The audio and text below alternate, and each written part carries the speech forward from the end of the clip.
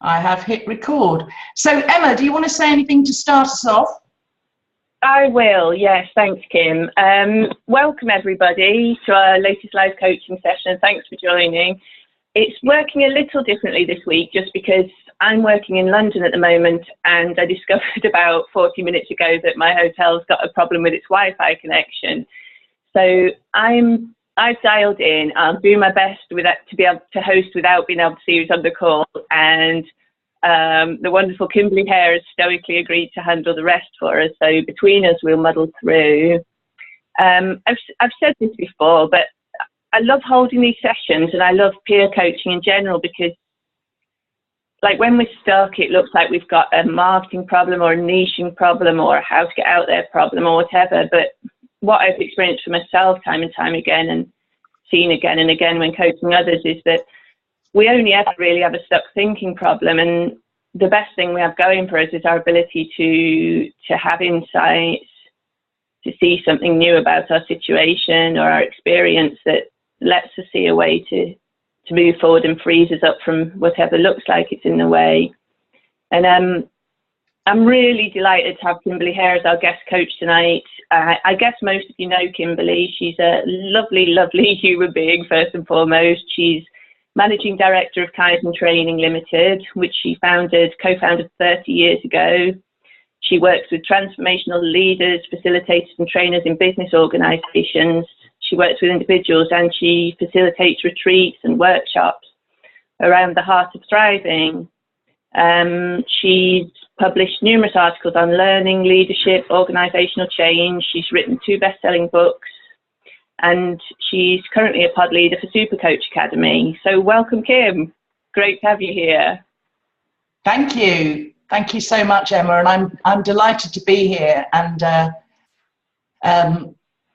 yeah, I love coaching, and I love kind of not knowing what's coming and just kind of showing up and responding to what shows up.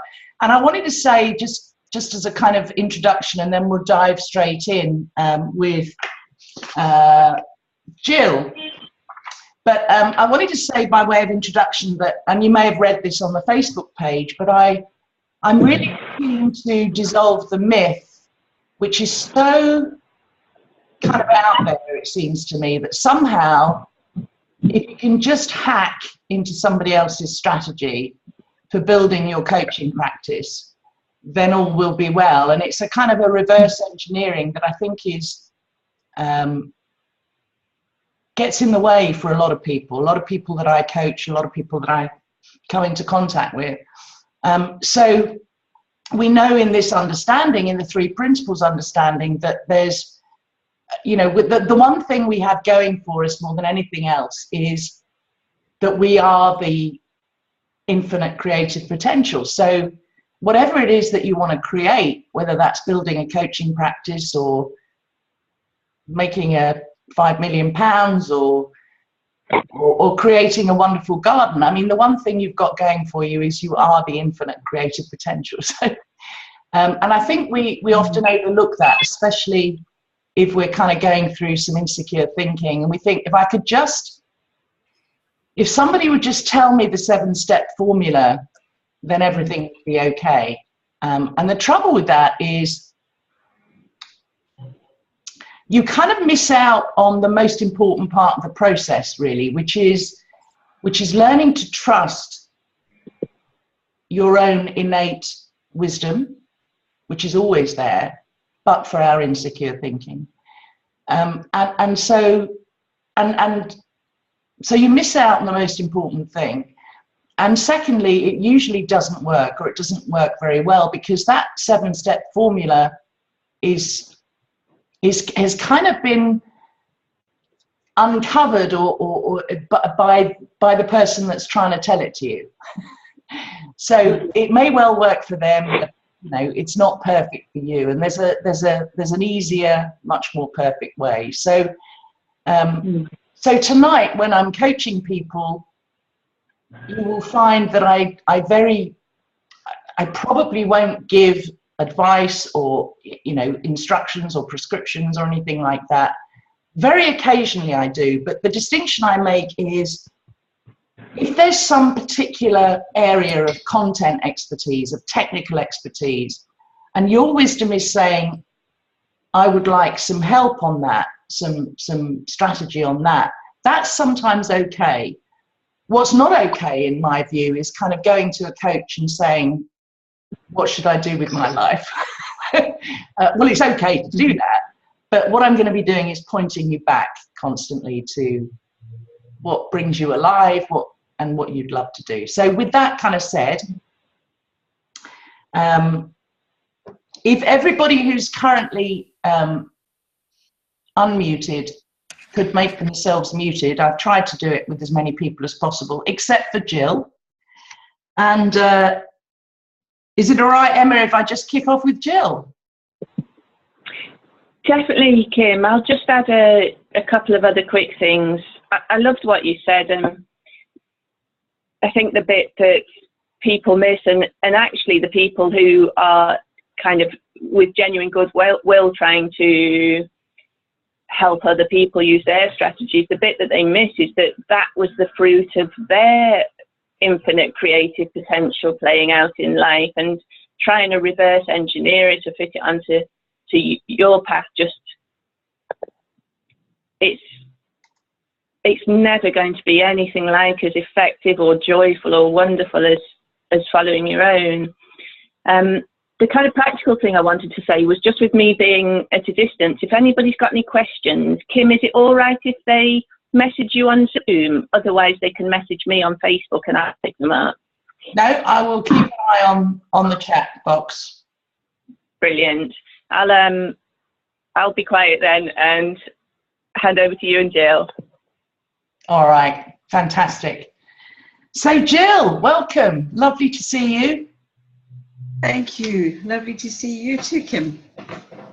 Hi, you don't have a picture. Is that deliberate? I mean, you're not. I think I've got two versions of me up there because I've been struggling to connect. But I've got a picture there. Can you see me?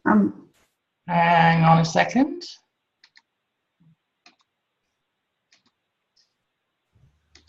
No, I can only see your name and your avatar, as it were. Not to worry. Unless you want to carry on with someone else, and I'll log out and come back in again.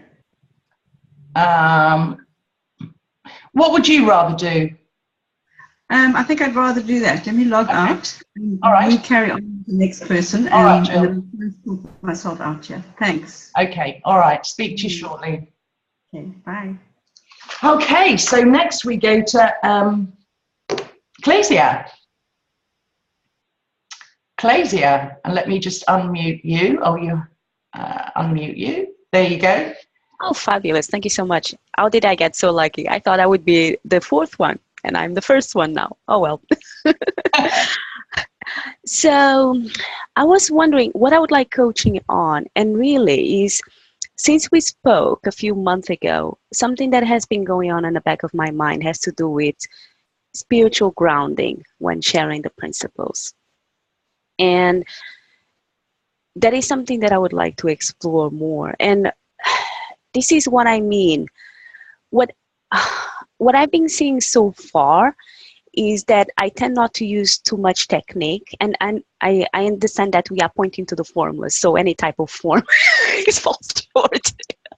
So and basically I stay away from technique as much as possible. And I come from being in a certain space, and by being or creating that space, based on feedback, people are getting impacted. And my question is, am I doing something wrong here? Should I be adding something? Because based on results, it seems that it's working, but I never know what will show up next. I just go with it. Well, that's good, isn't it? That's the question. I was like, oh my God, I guess there is a question going, am I doing this okay? Is this the way that it's supposed to? Because it seems other people have modules and stuff, and I'm not following that at all. Oh, okay. People are getting insights. It's like, am I doing it right? Am I doing wrong? I don't know. Yes. Well, I mean, the only valid measure of that is your clients, right? It's it's what they're seeing, what they're getting, how their life is transforming, the insights that they're having. So, you know, I'm a big fan of Michael Neal's coaching model, which is that two-step thing. You know, so simple, it's kind of ridiculous, but really helpful, which is number 1, show up. Mm-hmm. And number 2, respond to what shows up. But the show up is really important, because that kind of presupposes like really showing up, like a full presence there in the moment, and showing up to your client's wisdom, but also to your own. So there's, you know, because both of those are coming from the same place, but so fully showing up, and then just, and that's the fun of it for me, that's the joy of it for me, is you know, I studied all of the coaching models for years and years and years, and it's kind of, I'm not saying they're never useful, but I mean, it's again, that's another example of somebody else's framework, you know, whether it's Grow or whatever else it is, that when you have the kind of grounding that you're talking about is kind of a bit superfluous. So I'm curious, kind of what motivated you to ask the question. So, you know, what I'm hearing is the clients are being impacted, you're enjoying it. It's like this is nirvana.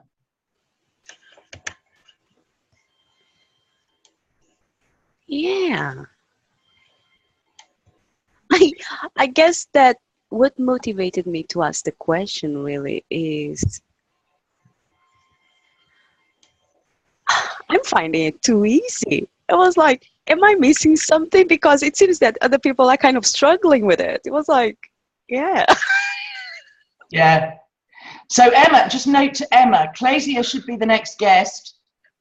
It's obviously something that she's doing really right. But yeah, so, well, you see, I think it's, I don't think it's meant to be hard. I think when you're doing what you feel you were kind of put on the planet to do, and you're getting better and better at it, there is an ease that comes with that, you know, being in the flow, being in the moment. I think that's part of the design.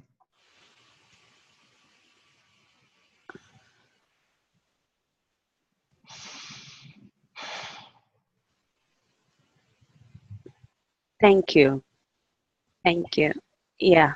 What came to me is just like, maybe it's just whole thinking that in order to be important, you must put hard work. Yeah.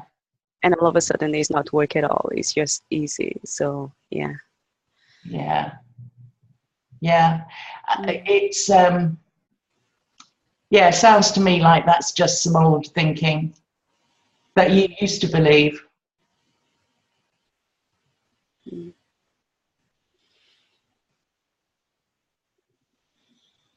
Bravo. Oh, thank you, Kim. You're welcome. You're welcome. So are you done, or is there anything else you'd like? Yes, I feel I'm done for now. Yes. Thank you. Thank you. Thank you, Clasia. Brilliant. So let's go on then to, so Jill, are you back on? I am, yes, I'm here. Let me see if I can find your picture. There you go. Fantastic. Hi. Ah. Okay, so what would you like to talk about? Well, it's just amazing to meet you, Kim, because I've heard a lot of your recordings and interviews and coaching sessions and all of that, and I really have been looking forward to this. So great to meet you. What's on my mind is around the thing about visibility, and the question for myself that I don't feel I have an answer to is what's it going to take for me to just step out and just be visible, knowing that, you know, I just caught the line of what you were saying to Clasia about if you're doing what you're here to do on the planet, and it feels good and it comes easily, that's all kind of happening with me too. But somehow I'm just not able to do, or not willing to do what I believe I need to be doing next, which is things like putting myself out there, meaning blogging, writing, videos, connecting with people, having conversations, debates on Facebook, and that kind of thing. Just really just putting myself out there and saying, this is it, this is me. Yeah. And instead I kind of hide behind something. Yeah, understand.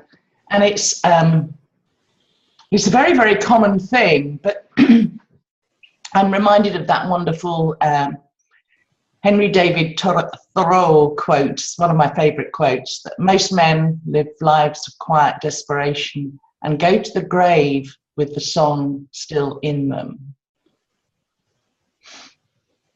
And I think that's a real shame, because it's, we're born, I think, into the world of form as kind of individuated form in this body, in this, and we're here for a short time. And the point of that, it seems to me, is to sing our unique song, to express our unique self. And one of the early insights I got in this understanding was that I would, and it's not a choice we have to make, but I would rather express my unique song and have nobody listen than live that kind of life of hiding. And of course, the truth is, when you do show up and you do let yourself shine as the diamond that you are, that does impact people. And that does, it's kind of in a way what everybody's looking for. So it seems to me that this isn't a strategy, but the direction to look here is, rather than believing the insecure thinking, because that's all it is, but to look in the direction instead of, what is it that lights me up? What is it that makes me come alive? What is it that I would love to do? Who would I love to serve? And somehow, when we focus our, the spotlight of our conscious attention on that, that's where we find, I think, the courage and the resources and the resourcefulness to go and do what we're inspired to do. So what do you hear in that? What's landed? What's just landed is that if I know who I'm speaking to, then the rest of the world doesn't actually matter. Like you said, if they hear it or not, it doesn't actually matter. But the message, the one that I want to hear is the one that I'm serving. So if I'm addressing myself and whatever I'm saying and doing to them, it might feel a lot clearer for me without too much noise. Yeah, absolutely. Brilliant. So what is the thought or the thinking that has, in the past at least, got in the way of you becoming more visible? Which thought do you want? There's a lot of them. Okay, give me the first three that come to mind. What are people going to say? What are they going to think of me? And what if I make a mistake? What if I'm talking absolute crap? Right. Yeah. So how kind of how true do those things, because you know what thinking's like. It just kind of often randomly comes along, and everybody I've ever met, even with very, very deep grounding in this understanding, has thoughts like that sometimes. The problem is not the thought. The problem is a thought believed. So to what extent do you see at the moment that you know, take any one of those thoughts. What if I'm talking absolute crap? When you see that that has the same significance as, oh, I'm wearing a black and white striped top.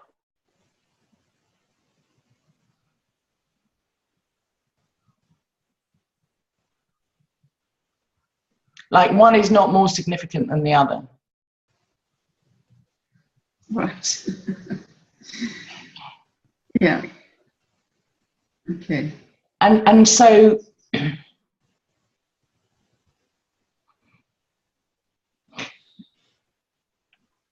that's the direction to look in. And we all have, you know, I mean, this is a metaphor, it's not probably true, but we all have a kind of a little self, what I call a little self, and we have a big self. We have, so the little self is all about ego, and I don't mean that in a judgmental way, we all have that. Mm-hmm. And ego, I used to think ego was all about kind of bigging yourself up and being better than other people, and but I've realized it's so much more pervasive than that. Ego is also when you want to hide and be small. Yeah? Because it's a kind of a self-defense, self-protection mechanism. It's your little mind saying, oh, you know, if we just stay very small and hidden, then you know, we'll be safe. So it seems to me the core of this is where you believe your feelings of security and well-being come from.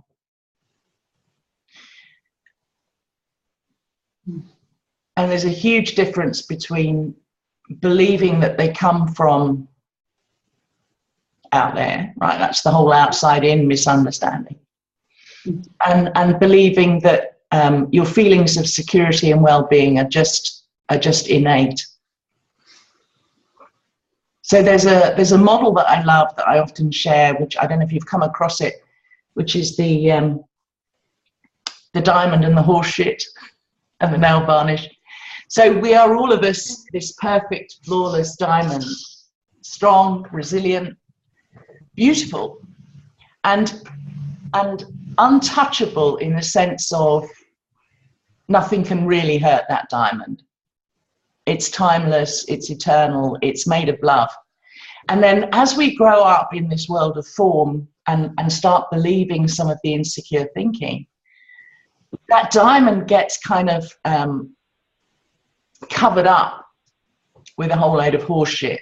Beliefs about ourselves, beliefs about the world, about other people. And then because we don't want anybody to kind of see or smell or, you know, that horse shit, we then surround that with this really pretty, beautiful layer of red nail varnish. And that's our kind of persona, right? That's our facade, that's what we show to the world. And of course, the irony is if we took the nail varnish off, most of the horse shit would fall away on its own because there's nothing to keep it yet there. And then people would really kind of see the diamond within that's always there. And the horse shit is just made of thought, like we just discussed. So it seems to me that this is about not controlling the little you, and not kind of shutting it up, but just putting it in its proper perspective. Because it's just a very, very small part of what you are and who you are.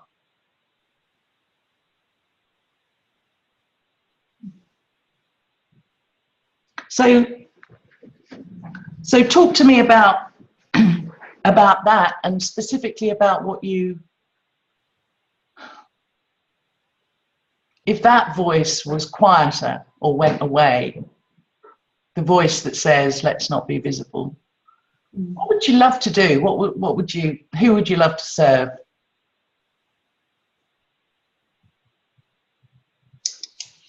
I would love to serve people who are dying to change. They've realized that there is a way, they just need a little bit of help. So they've got so much energy to go and find what they're looking for and to open up and to be who they really are. But they're stuck in their thinking, and I'd like to serve those people to help give them a hand and help them to see what's really going on so that they can shine. Yeah. Fantastic. Fantastic.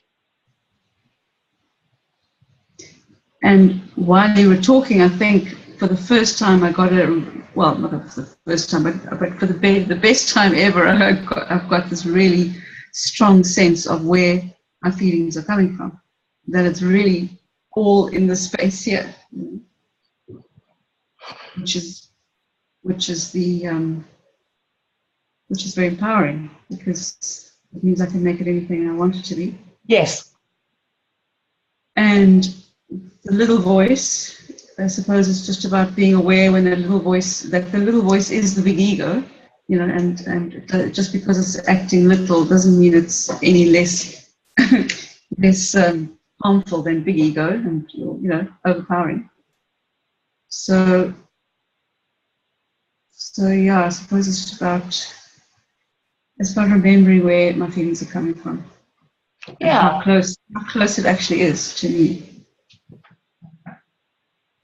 Yeah. Yeah. And as you see more and more about that, can you see how much more impactful you'll be with those clients you want to serve? Because as you have more insights and realizations about that, you know, that's exactly, and the content would be different for each person, but that's exactly what's going on with them. Mm. So it's a gift, really.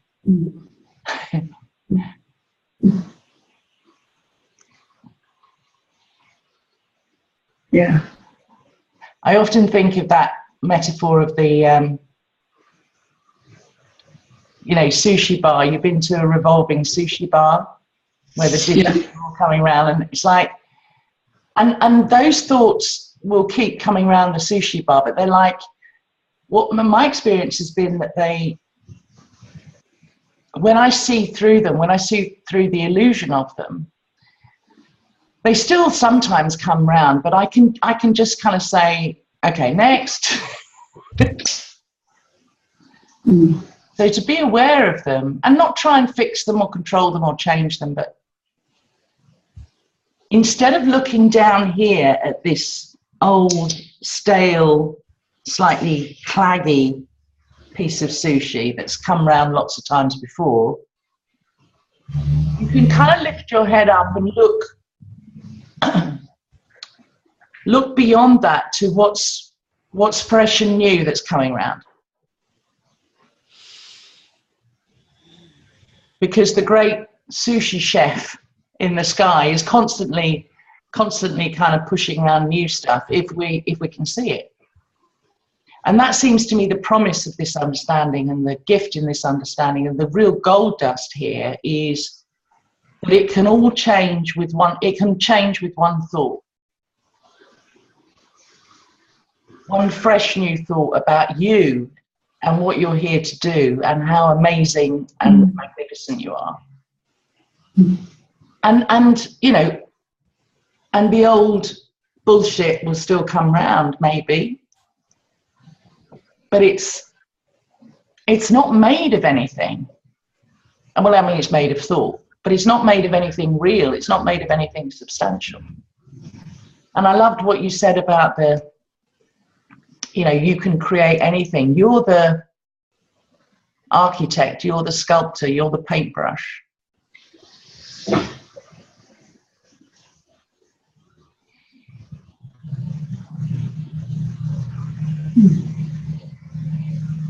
So when you think about doing these things to become more visible, as you think about those now, and maybe what you're inspired to do today or tomorrow, what do you notice? I notice a strong energy to a motivation to want to do it. And I also notice a very sort of much stronger, narrower channel of who I'm serving, who I'm speaking to. Brilliant. So that the rest is just clutter, or just it can be there, but it doesn't, Yeah. It's not for them, it's for these people that I'm wanting to serve, that I can serve. Yeah. Yeah. So it's like much more focused and channeled. Fantastic. Yeah, fantastic. Yeah. And then the remembering the sushi belt. Yeah. I mean, it kind of, it can almost make me cry sometimes, this idea of people going to their grave with the song still in them.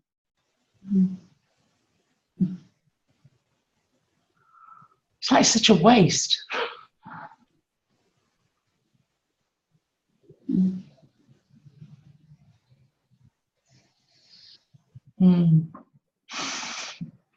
Yeah.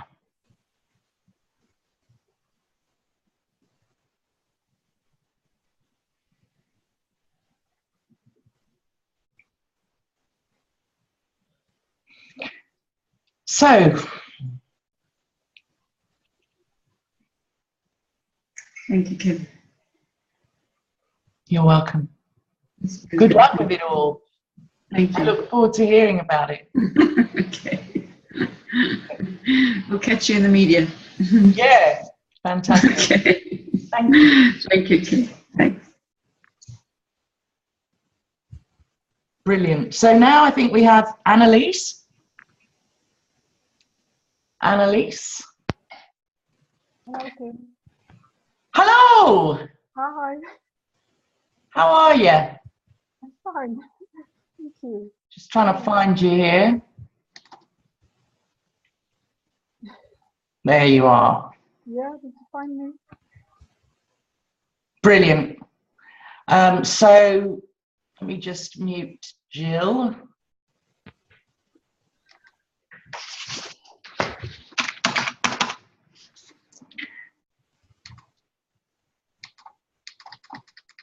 Jill, can you mute yourself? Because I don't seem to be able to do it. Okay. Okay, so Annalise, lovely to see you. What would you like to talk about? Well, it's about decisions, and especially decisions on saying no to things that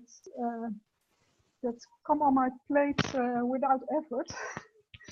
And that's my the work that I do, and I've done for over 20 years, and I'm doing it for over 10 years as a self-employed person. And I like it. I'm an environmental consultant, and well, it's not that I don't like it, but I have a longing to do more for people personally, to help them personally, and that's why I did a facilitator training. And last year I practiced coaching with people I don't know, and well, I think it's wonderful work to do, and the results are really. Yeah, I'm amazed by the results actually. And well, I just been on summer holiday, and I had a very busy first half year, and I have one big project which will continue 2 days a week, and I have another big project which ended just before the summer holidays. So I thought, well, after the summer holidays, I had space for taking new activities, to find people to coach, and to start really doing it professionally, because I'm still doing it as a volunteer, to practice and to gain experience. And well, even this week, I've got all kinds of requests from clients, environmental clients, if I can support them. And it's so hard to say no, because I want to serve them as well. And it's also got to do with the security I have, the financial security of my existing business, and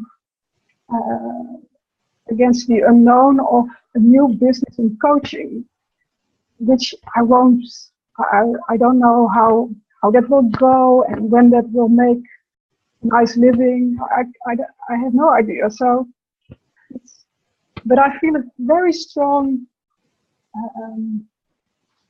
a longing, a desire to do more.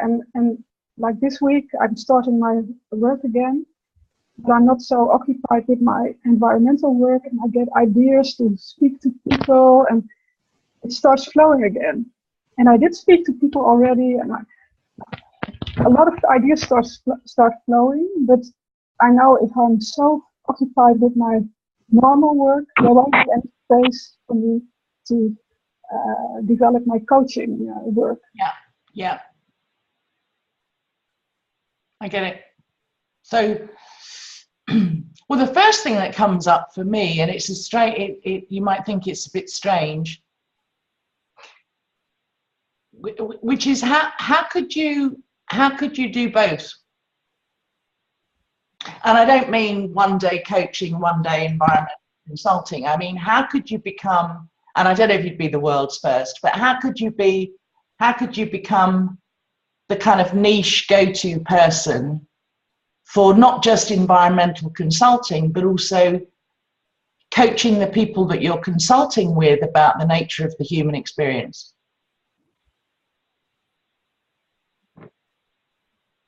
Yeah, for me, I know that's a possibility because I have a huge network and people trust me, and I already do a lot of things around the people themselves, but it's never personal. It's always about the environmental issues.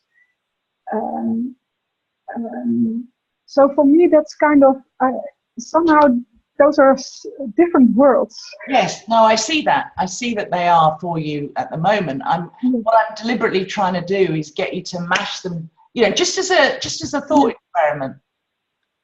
Not saying this is what you should do, but to mash them together and say, how could I kind of have it all? If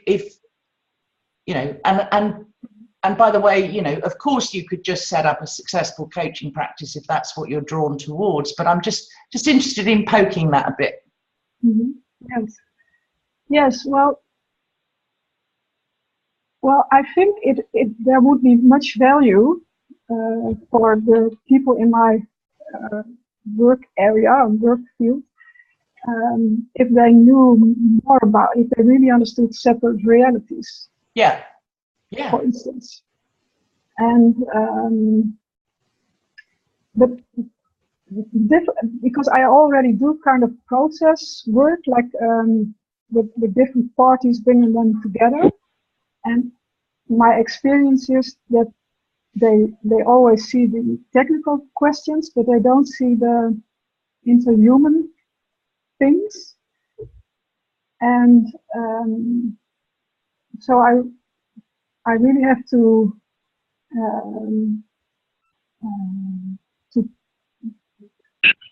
stay with the content, so the environmental content, and then build the process steps into that. So it's my expectation is that I've not tested it. That if I would offer them in a process, I would offer them like a 2-day workshop on how the mind works to make it easier to negotiate together. Yeah. Because that would be very helpful, I think. Yeah. Yeah. Well, by definition, yeah, because it's like I don't know how many of you were there. I think some of you were. The conference in Oslo in May, the One Solution conference with Mara Gleason and others. It really helped me to see even more deeply that it is kind of one problem, one solution. So and for example, with my corporate clients, when I'm working with corporates about a particular business result that they want to bring about, whether it's, you know, tripling profits or solving a particularly thorny business challenge, or doing something to change the culture, or whatever it is, you know, that's what I tend to do. That would be my preference. So it's, you know, what I offer people, those clients, is, okay, you'll get to achieve your big, like, challenge. You'll get to overcome that. You know, you'll resolve that. Yes, yeah. Secondly, each of the people that come on this intervention or program will also have, like, a personal miracle, something that would just make their life so much easier and better and more joyful and easier and, you know, more wonderful. And thirdly, by the way, I'm going to share with you how the mind really works. And so the, you know, what they get excited about is the first thing and the second thing. But it kind of gives me the opening to start with how the mind works, and that's what achieves the transformation in the first and second thing. And I know you see that. Yeah, but they would be able to willing to invest quite some time and money in that piece of the process, because it's, and my experience is, if you only take 1 or 2 hours to explain that, yeah, it won't sink in, and maybe some people will have, oh yeah, wow, great, but not a whole group of different people who, you really need time to. Yeah. So what are the boundaries that you have made up? Yes. About what's possible? For example, one of them sounds like I could only do that for 1 or 2 hours. Yeah, well, now I'm talking with you. I think, well, I could just offer it, because I just finished a project on evaluation of a piece of legislation, and now the project leader of the ministry, he has a lot of work to do with our recommendations. Right. And I thought, if we could, with all the parties involved, we could take maybe 3 or 4 days. Yeah. And do a workshop for 4 days, sharing the inside out understanding, and then working on the issues. Yes. Probably we would be ready after that. Yes. And the thing that, you know, it's so that they can get that thing done. Yes. Yeah, you have to wrap it up in the results they want. Yes. Mm-hmm. Yes. Mm-hmm.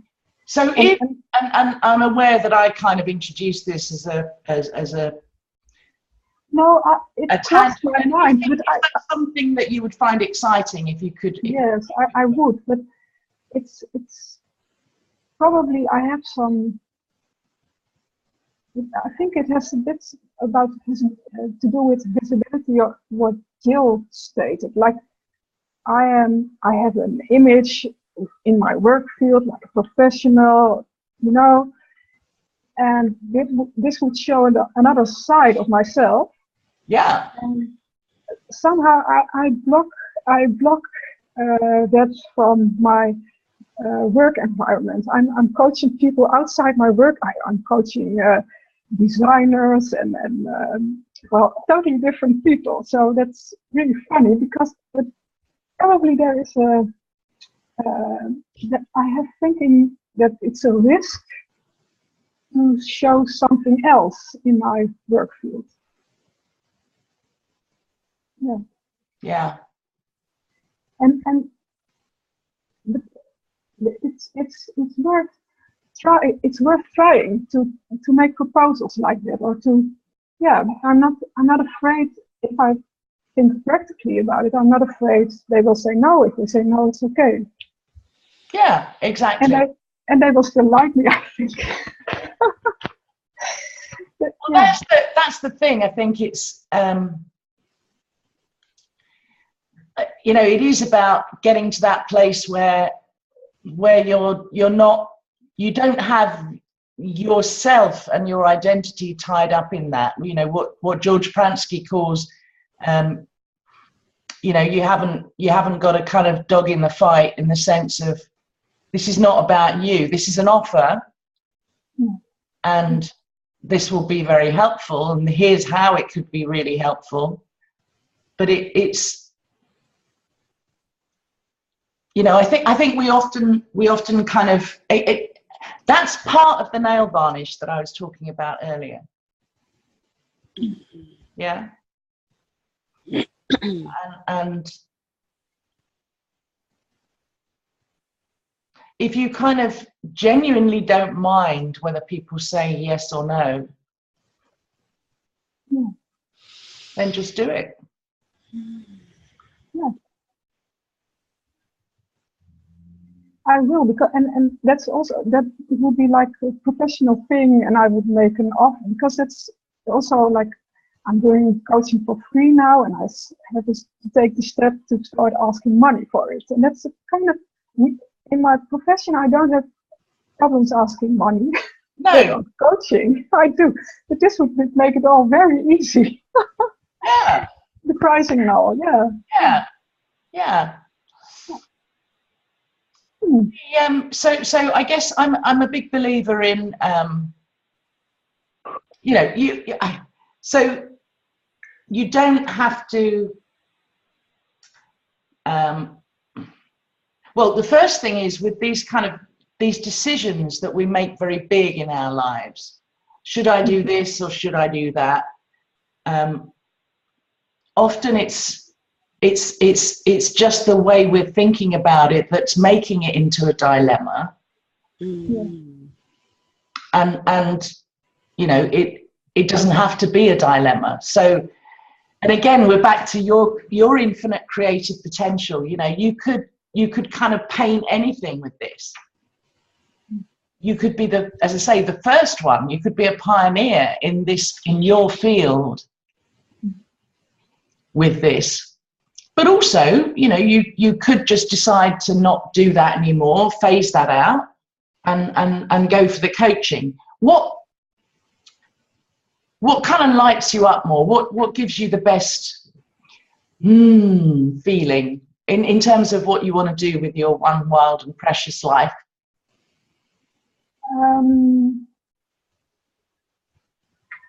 Well, if I could, like,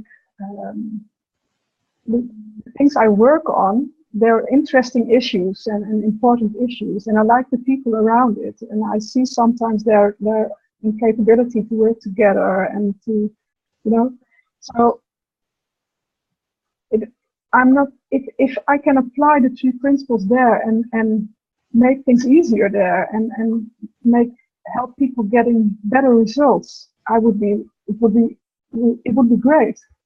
So, and it doesn't feel like a black-white decision, which makes it more softly and smoothly. So, yeah, fantastic. Yeah.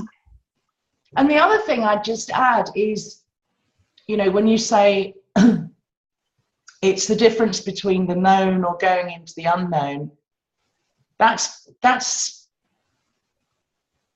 well, I can only speak for me and for lots of my clients. It's when you start really seeing where your feelings of security are coming from, like we were saying earlier.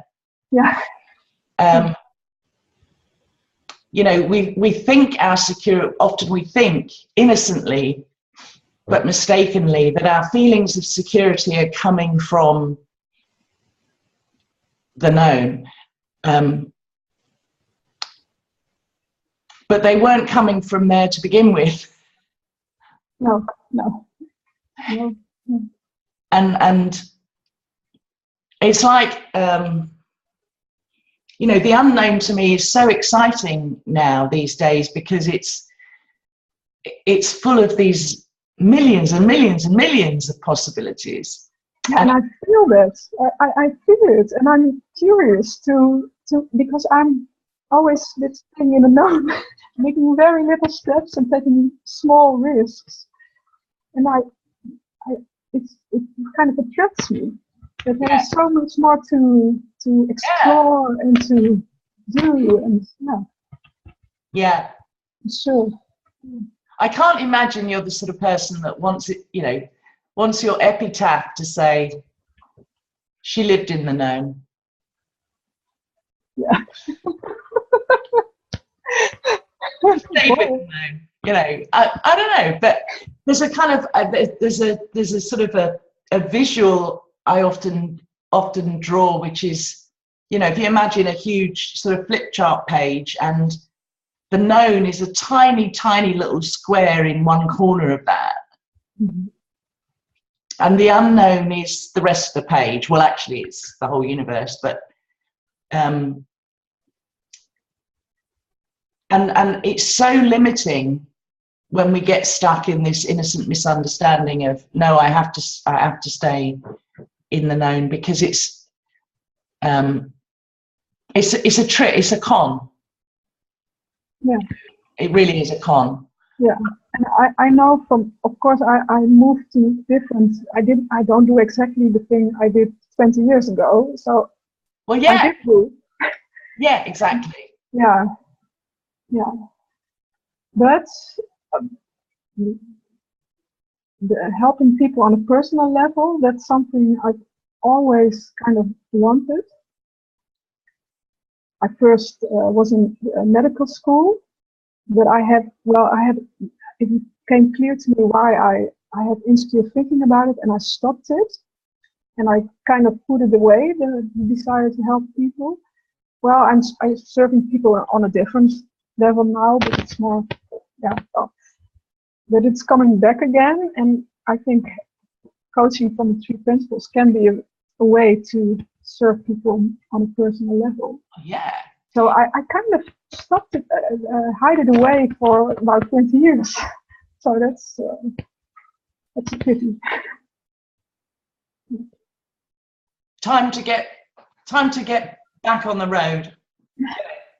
Yeah. But I bet you can see. In fact, tell me, share with us how an understanding of the principles, or how the human experience works, would help your clients get so much more traction and impact with the environmental stuff. Just give me a few examples of that.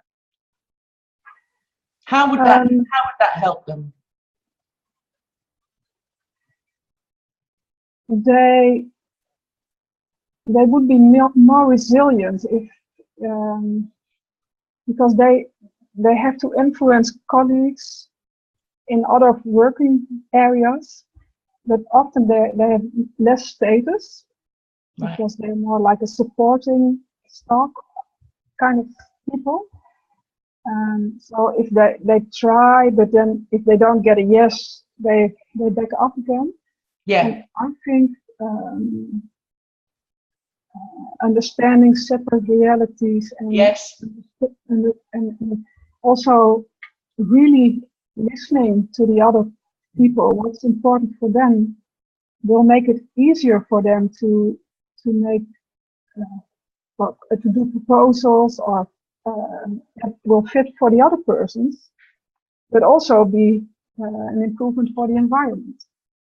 Yes, So fantastic. So they'd have more influence, they'd have better relationships, they'd have more resilience, they'd have more clarity, more creativity about how to get things done. Yeah. Less stress. Less stress. Yeah. And more, they would start to rely on that really natural wisdom that they have. Yeah, and they would be also, maybe they're all technicians, so they're really like I am. They're walking. A lot of them are walking inside the borders that the organization sets for them. And sometimes I think their initial dreams for making the environment better have been be buried a bit under all those rules and possibilities and impossibilities, and they would maybe they would lit up the fire of their idealism again. Yeah, and so that whole energizing thing would happen. Yes. Yeah, great, brilliant. I mean, you know, that's already, and I'm sure you can think of others, but that's already a really strong proposal. Yeah. Today I got a request also, and I could get, well, I already tried it last year, but I could make it more specific this time to build in kind of group coaching. Well, yeah. Wow. Well, great. Yeah. So let's just put that to one side as a very strong possibility. And then supposing, again, just as a thought experiment, you said, no, I'm not going to do that anymore. I'm just going to build a coaching practice. What's